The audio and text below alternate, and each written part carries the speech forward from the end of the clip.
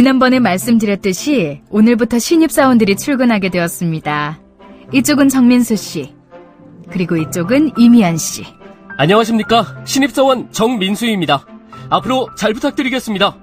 안녕하십니까. 신입사원 이미연입니다. 좋으신 선배님들께 많은 가르침 받겠습니다.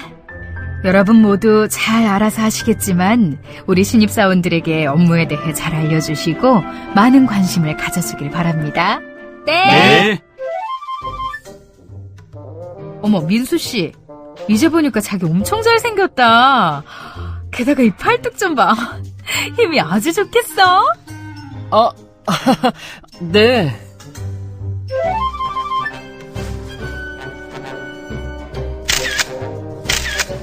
어머, 그림 좋다.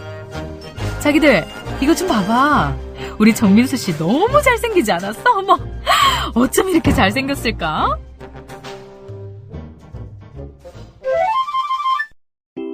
미연 씨, 이럴 땐 말이야. 이렇게. 네, 그렇군요.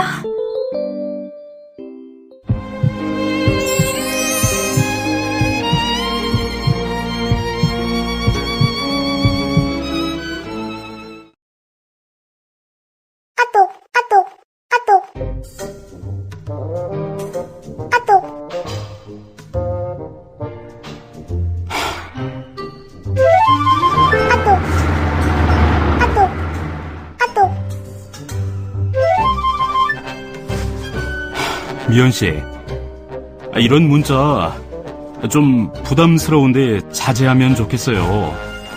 알다시피 전 결혼도 했고 미연 씨한테 더 맞는 사람을 찾아봐요.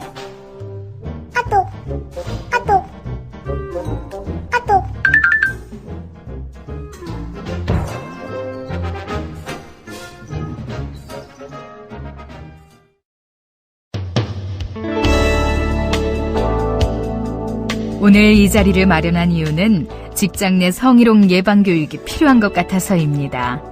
부장님, 우리는 잘하고 있는 것 같은데 꼭 성희롱 예방 교육을 받아야 할까요? 이대로 하면 될 것 같은데요. 과연 그럴까요? 성희롱 예방 교육을 왜 받아야 하는지 그 필요성부터 알아보겠습니다. 우리는 성희롱 예방 교육을 통해서 성희롱이 정확히 무엇인지 알 수 있게 될 거예요. 어떤 것이 성희롱인지 알면 직장 내에서 성희롱이 일어나지 않겠죠? 그래도 혹시나 성희롱을 당했을 때 나 스스로 무엇을 해야 하는지 성희롱 예방 교육을 통해서 알 수 있습니다. 그러므로 우리 모두 직장에서 안전하고 행복하게 일할 수 있겠죠. 직장 내 성희롱은 사장님, 부장님, 회사 동료, 회사 선배나 후배 등 다양한 사람이 할 수 있습니다. 특히 나 또한 남에게 성희롱을 하는 가해자가 될 수 있으니 항상 주의해야 합니다. 또 성희롱 가해자는 남자가 될 수도 있고 여자가 될 수도 있어요. 그렇다면 직장 내 성희롱이란 과연 어떤 것을 말할까요? 직장 안에서 성적인 행동이나 말로 상대방에게 피해를 주는 것을 말합니다. 그렇습니다.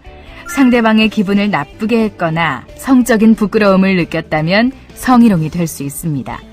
또한 일을 하다가 만난 사람들의 성적인 말과 행동에 따르지 않는다고 일하는데 불이익을 준다면 이건 역시 직장 내 성희롱이 될 수 있지요. 부장님, 구체적으로 어떤 말이나 행동을 성희롱이라고 하는지에 대해서도 알려주세요. 네, 그럼 직장 내에서 일어날 수 있는 성희롱의 유형을 살펴볼까요? 먼저 시각적 성희롱으로 알몸 사진이나 그림, 낙서 등을 보여주는 것과 가해자 자신의 성기 등 몸의 은밀한 곳을 보여주거나 만지는 행동 등이 있습니다. 언어적 성희롱은 우리가 무심코 내뱉는 말에도 많이 섞여 있을 수 있으니 더욱 유의해야 하는데요. 어떤 사람의 외모에 대해 함부로 말하거나 성 경험을 물어보거나 그 사람의 성에 대한 이야기를 다른 사람들에게 전달하는 것, 자신을 만져달라고 요구하는 것 등이 있습니다. 또한 나의 의사를 확인하지 않고 손을 잡거나 껴안거나 만지는 행동은 모두 성희롱입니다. 그리고 식사 때 옆에서 술을 따라달라고 하거나 성관계, 성추행을 하는 행동도 신체적 성희롱에 해당하죠. 요즘 세상에 실제로 그런 일이 벌어지기도 하나요? 안타깝게도 그렇습니다. 직장 내 성희롱 사건에는 어떤 것들이 있었는지 실제 사례를 살펴보도록 하겠습니다. 직장 내 성희롱은 이성 간에서만 발생하는 문제는 아닙니다.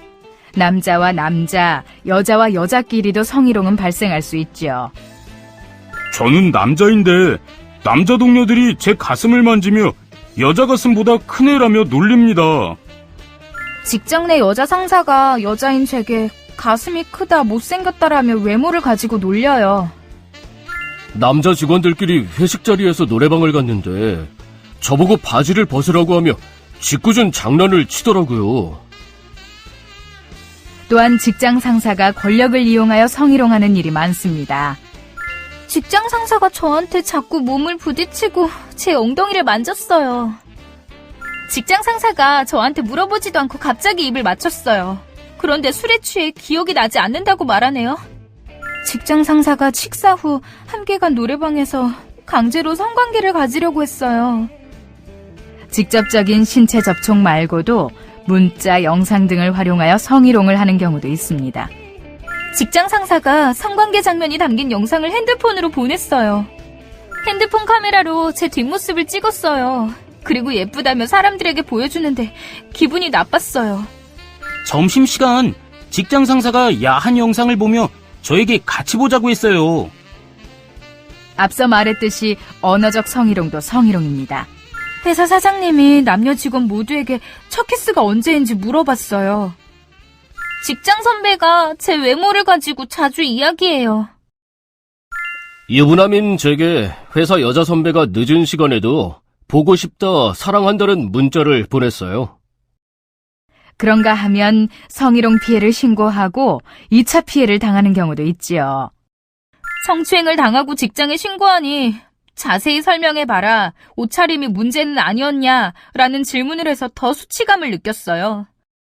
성희롱 피해를 입은 저에게 성희롱 예방교육을 받으라고 합니다. 그런데 나를 성희롱했던 가해자 남성과 함께 교육을 받게 해요. 회사 상사가 회식 자리에서 게임이라며 허벅지에 손을 얹어 신고했더니 회사는 제게 그만 나오라고 했어요. 생각보다 많은 곳에서 다양한 형태로 성희롱이 발생하네요. 그렇다면 직장 내 성희롱이 일어났을 때 저는 어떻게 하면 될까요? 먼저 상대방에게 싫어요, 하지 마세요 란 말을 정확히 하세요. 그리고 무슨 일이 일어났는지 날짜, 시간, 장소, 구체적인 말과 행동, 주변에 본 사람이 있었는지 등에 대해 기억하고 노트에 적어 놓으세요. 또 회사에서 신고할 수 있는 사람이 있는지 물어보고 도와달라고 이야기하세요. 장애인 일자리 사업 공무원 담당자에게도 신고할 수 있습니다. 뿐만 아니라 정부에서 운영하는 고용센터에서 상담을 받거나 신고할 수도 있답니다. 신고 전화는 여성의 전화 1366, 고용노동부 1350, 국가인권위원회 1331입니다. 이곳으로 전화해서 무슨 일이 있었는지 이야기해 주세요. 성희롱은 피해자의 잘못이 아닙니다. 용기 내서 이야기해 주세요. 지금까지 성희롱의 다양한 유형을 살펴보고 또 성희롱의 피해자가 되었을 경우 대처 방법을 알아보았는데요. 어떤가요? 아직도 성희롱 예방 교육이 필요 없을 것 같나요? 아니요. 이제 모두 잘 알았으니 센터 내에서 이런 불상사가 발생하지 않도록 우리 모두 노력합시다. 네. 아참, 직장 내 성희롱 관련 법규도 자료로 만들어봤습니다. 참고하시길 바랍니다.